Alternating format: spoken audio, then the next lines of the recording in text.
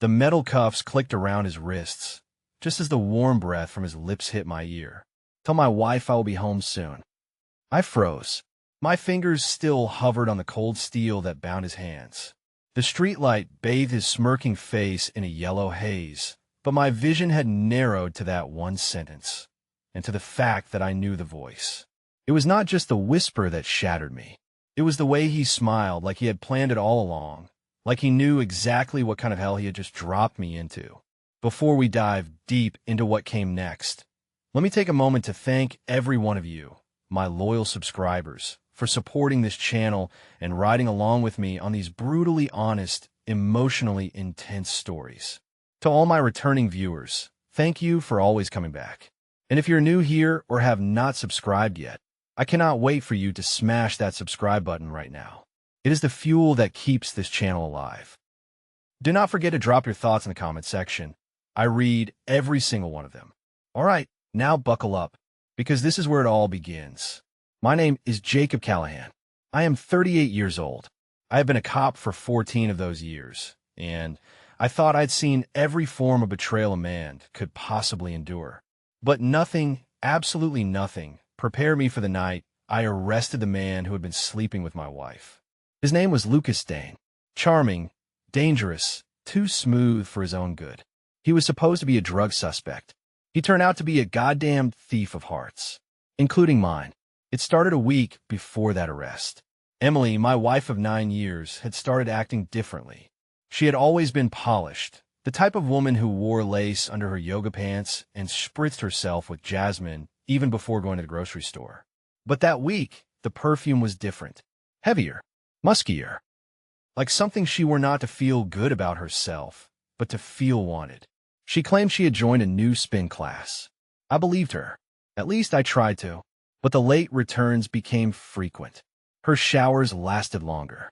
And when I wrapped my arms around her in bed, she flinched, not like she was afraid, but like she had already given that touch to someone else. I remember the moment the switch flipped inside me. It was a Wednesday night. Emily had just walked in, a little too breathless, cheeks a little too flushed. Her phone was on silent, again. She left it charging in the kitchen, like she had suddenly become selfless with her privacy. But when I passed by the phone, it lit up. A message preview glowed on the screen. "Same time tomorrow? I miss your taste." No name, just a number. But I knew right then, the gut never lies. I should have confronted her. But cops like me, we do not explode. We investigate.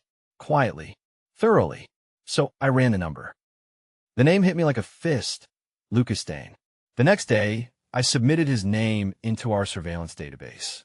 We had been watching him for minor trafficking, nothing concrete. But that was all I needed to follow the lead. That Friday night, my team got an anonymous tip. Lucas would be meeting someone at a motel on the edge of town. I volunteered to lead the bust. The motel was as cheap as the lies I had been swallowing. Room 208. We arrived silent, guns drawn. But when we entered, Lucas was already dressed, standing by the door like he had been expecting us. He raised his hands slowly, mockingly. "Officers," he said, "took you long enough." No one else was in the room. No drugs. No weapons. Just Lucas and the faint scent of my wife's new perfume hanging in the air. I cuffed him myself. I wanted to hurt him. I wanted to slam him into the wall. But my training held me back. That was when he leaned in and whispered it. "Tell my wife I will be home soon." He knew exactly what he was doing. He was not asking me to deliver a message. He was telling me who I really was. The man who had just arrested his wife's husband. Or so I thought. Back in the car, I stared at the rearview mirror. Lucas looked calm, almost satisfied, like the cuffs around his wrists were a trophy. That night, I barely slept. Emily came home around midnight. Claimed she had stopped for drinks with her friends. I just nodded, kissed her forehead, and walked into the bathroom. I turned on the hot water, not to shower, but to muffle the sound of my scream. There was something else I had not mentioned yet.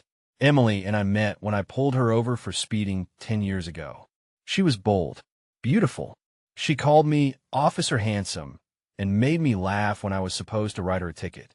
6 months later, we were married. But now, every memory of her touch felt rehearsed. Every moan, every kiss staged for a man who had probably been watching us from the shadows. The next day, Lucas refused to talk.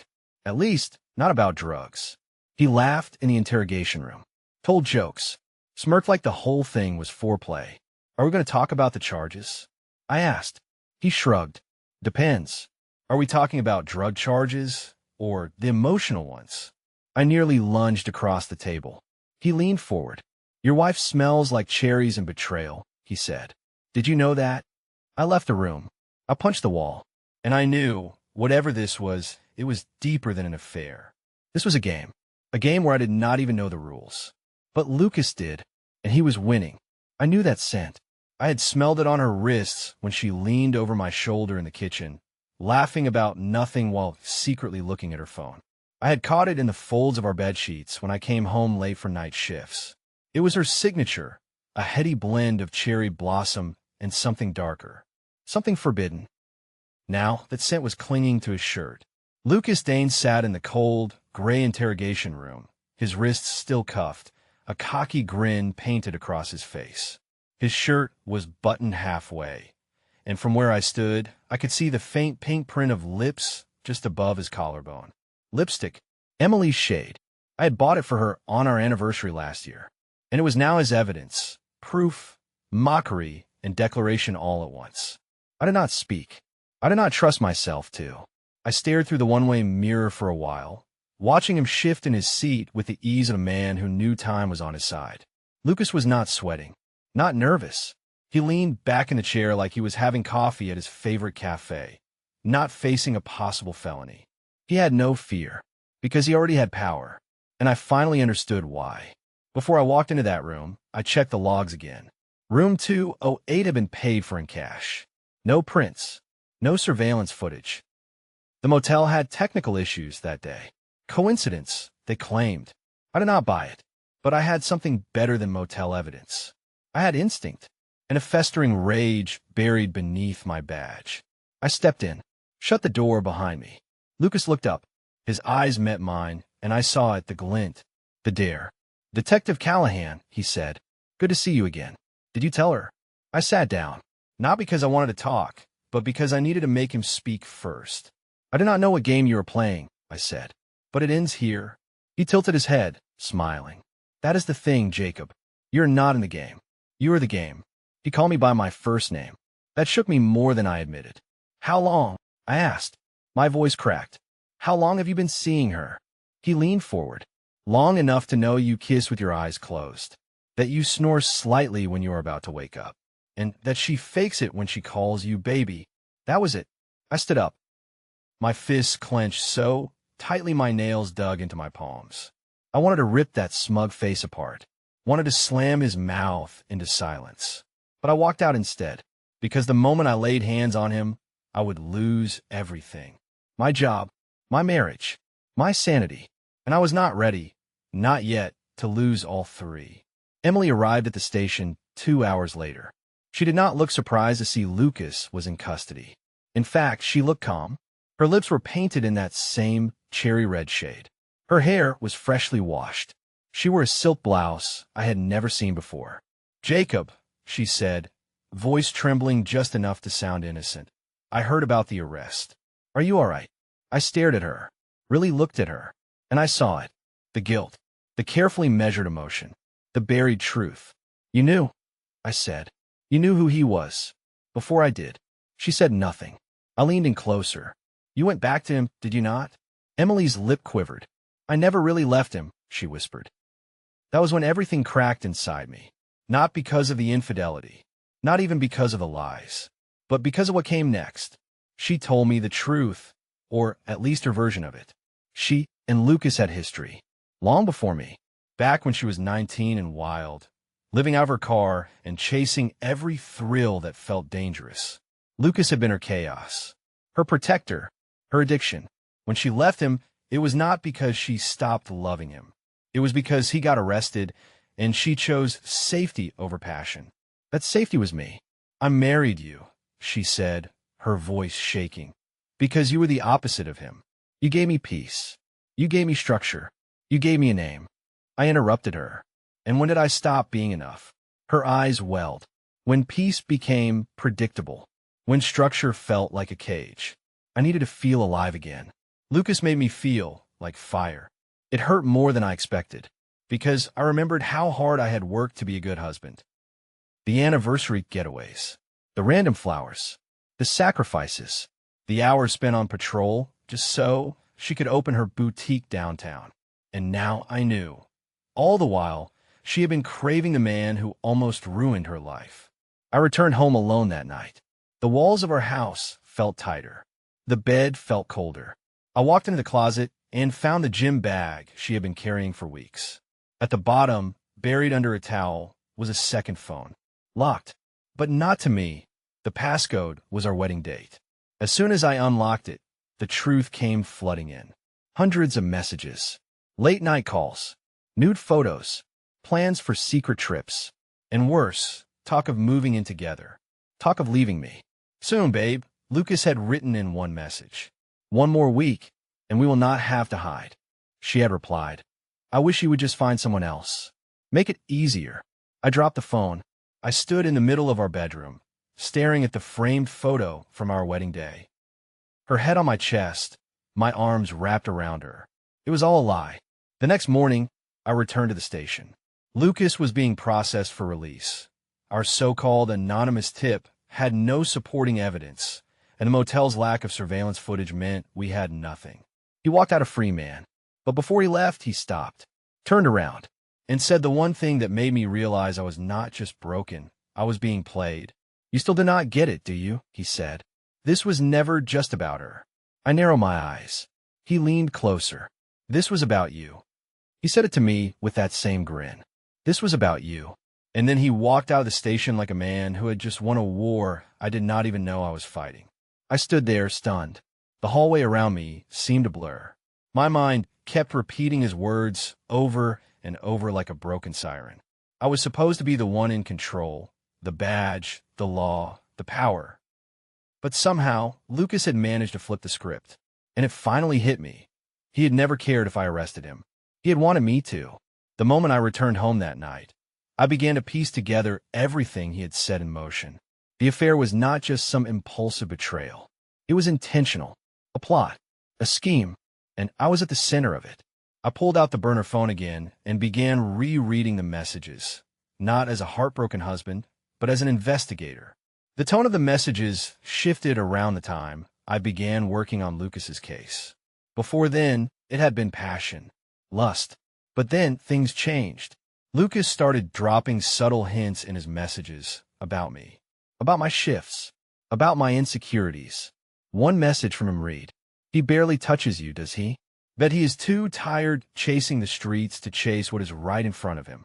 And her response? He is loyal to his job, too blind to see me anymore. I felt like vomiting. But that was not the worst of it. No, the worst part was that Lucas had been inside my life longer than I realized. I pulled a traffic camera report from the precinct archives, keyed in the motel address, and dug through logs from the last 3 months. Lucas's car had been there every other Wednesday, like clockwork. Right during the same shift hours, I worked patrol. And sometimes, not just the motel. Once near my precinct. Another time, 2 blocks from my home. That bastard had been watching me. The next morning, I called in sick. I did not go in. I could not. The uniform felt like a lie now, like a costume I had worn while another man undressed my wife behind my back. Instead, I drove to Lucas's apartment. It was a high-rise complex near the city's west end. Classy, clean, cold, just like him. I parked 2 blocks away, waited until dusk, then made my way to his door. I did not knock. I kicked it open. Lucas stood shirtless in the living room, casually sipping whiskey, phone in hand. He did not even flinch when I barged in. Jacob, he said, setting down his drink. I was wondering when you would come. I read the messages, I said. I know everything. He raised an eyebrow. Do you? Because I do not think you do. And then he walked over to the kitchen table, picked up a folder, and tossed it at my feet. Inside were photos. Dozens of them. Surveillance-style. Me. Emily. Our house. Even shots of us inside restaurants, through the windows. Some were printed with timestamps from over a year ago. My chest tightened. You were following us? He smirked. No. I was hired to. That was when the real story began to unfold. Lucas was not just some ex-lover with a score to settle. He had been paid by someone, a private client, to track Emily, to seduce her, to break us. Your marriage, he said, was a case. A contract. The client wanted dirt, wanted leverage. I delivered. My vision went black around the edges. You seduced my wife for money. He nodded. And because I enjoyed it. She was easy, beautiful, starved for attention. But the truth is, she was never the prize. He stepped closer, almost nose to nose. You were. I pulled out my gun, pressed it against his chest.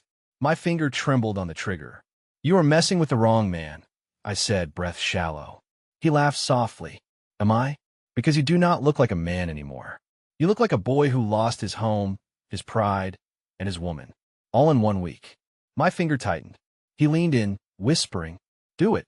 But remember, if I die, everything I have, every file, every image, every backup gets sent to your department, your captain, and the press. I lowered the gun. He had thought of everything. I left without another word. I drove straight to the only place I could breathe, my brother's cabin, deep in the woods outside Asheville. No signal, no noise, just silence. For 3 days, I lay in bed. Emily called 27 times. She texted, emailed, drove by my precinct. She even filed a missing persons report. But I did not respond, because I was not the same man anymore. I had been unmade. When I finally returned home, Emily was waiting for me on the porch. Her face was pale, her eyes swollen from crying. She ran to me. I did not move. I am sorry, she said over and over. It was a mistake. I did not know what I was doing. I thought. You thought you could replace love with excitement. I interrupted. She looked down. I deserve every ounce of your hate. And she was right. But what she did not deserve was forgiveness. I handed her divorce papers the next morning. No drama. No screaming. Just truth. She cried. She begged. But I had already died somewhere between room 208 and that last whisper in the station. There was no marriage left. Only ashes. As for Lucas, he disappeared. No trace. No forwarding address. No online activity. He had played his part, burned my life to the ground, and vanished. Like a ghost. Like a goddamned professional.